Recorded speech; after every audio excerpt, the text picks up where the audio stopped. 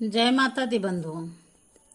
शारदीय नवरात्रा या नवदुर्गा में 8वें दिन अष्टमी की देवी माँ गौरी का पूजन किया जाता है।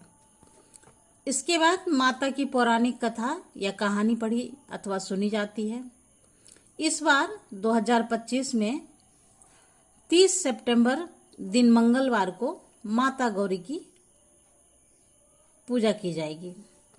महागौरी के नाम से ही प्रकट है कि इसका रूप पूर्णतः गौरवर्ण है। इनकी उपमा शंख, चंद्र और कुंद के फूल से दी गई है।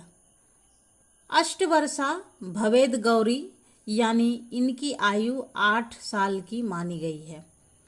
इनके सभी आभूषण और वस्त्र सफेद हैं, इसलिए उन्हें श्वेतांबरधरा कहा गया है।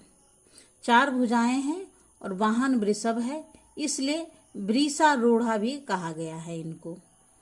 इनके ऊपर वाला दाहिना हाथ अभय मुद्रा है तथा नीचे वाले हाथ त्रिशूल धारण किए हुए हैं। ऊपर वाले बाएं हाथ में डमरू धारण कर रखा है और नीचे वाले हाथ में वर मुद्रा है। परम कृपालु माँ महागौरी कठिन तपस्या कर गौर वर्ण को प्राप्त कर भगवती महागौरी के नाम से संपूर्ण विश्व में विख्यात है। अब सुन लेते हैं इससे संबंधित कथा। पौराणिक कथा के अनुसार भगवान शिव को पति रूप में पाने के लिए इन्होंने हजारों सालों तक कठिन तपस्या की थी, जिस कारण इसका रंग काला पड़ गया था।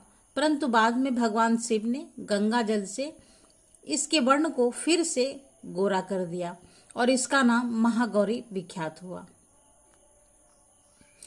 अपने पार्वती रूप में इन्होंने भगवान शिव को पति के रूप में प्राप्त करने के लिए बड़ी कठोर तपस्या की थी।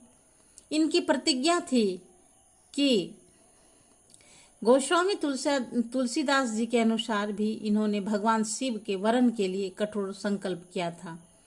जन्म कोटि लगी रगर हमारी, बरऊं शंभु न तर रहूं कुमारी। इस कठोर तपस्या के कारण इसका शरीर एकदम काला पड़ गया था। इनकी तपस्या से प्रसन्न और संतुष्ट होकर जब भगवान शिव ने इसके शरीर को गंगा जी के पवित्र जल से मलकर धोया, तब वह विद्युत प्रभा के समान अत्यंत कांतिमान गौर हो उठा। तभी से इसका नाम महागौरी पड़ा। संबंधित कथा। अब इसे कुछ पूजा के बारे में भी जान लेते हैं। नवरात्रि के 8वें दिन शक्ति स्वरूपा महागौरी का दिन होता है। माँ की आराधना हेतु सर्वप्रथम देवी महागौरी का ध्यान करना चाहिए। इस दिन कन्या पूजन और उन्हें प्रेम पूर्वक भोजन कराने का अत्यंत महत्व है। सौभाग्य प्राप्ति और सुहाग की मंगल कामना लेकर माँ को चुंदरी भेंट करने का भी इस दिन विशेष महत्व है। अब ये भी जान लेते हैं कि उस दिन महागौरी को क्या भोग या प्रसाद के रूप में क्या अर्पित करना है। तो नवरात्रि के 8वें दिन महागौरी को नारियल तथा सीताफल का भोग लगाकर ब्राह्मण को दान देना चाहिए। तो ये थी शारदीय नवरात्रा से संबंधित अष्टमी तिथि की जानकारी। तो मिलते हैं फिर अगले वीडियो में। तब तक के लिए नमस्कार। Thanks for watching.